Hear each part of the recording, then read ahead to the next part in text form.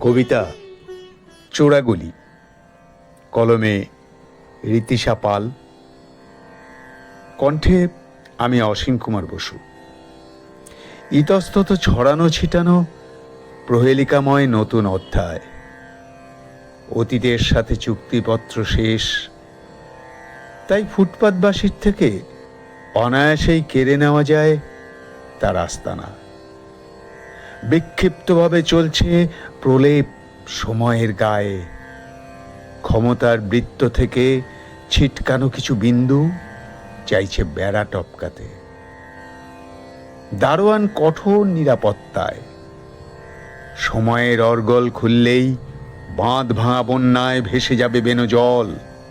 অন্ধকারের গায়ে অসংখ্য ছিদ্র, গর্ত খোঁড়া হচ্ছে আরো। সংকীর্ণ চোরাগুলি পেরিয়ে কত দূর যাওয়া যায় সে জানে শুধু সময়। তবে অন্ধকারের গায়ে স্বীকৃতির শিলমোহর লেগেছে ইতিমধ্যেই। উপহার স্বরূপ ধর্মযুদ্ধের ঘোষণা।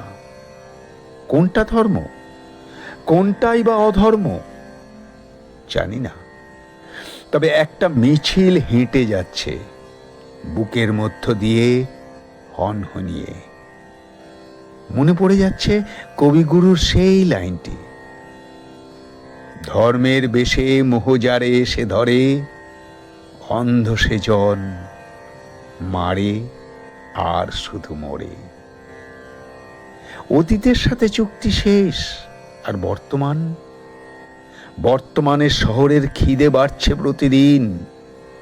দাম্ভিকতায় বুটের নিচে চাপা পড়ে যাচ্ছে খিদের গল্পগুলো। হয়তো খিদের জ্বালায় কেউ কেউ চিৎকার করে উঠবে, এই সভ্যতা আমি চাইনি।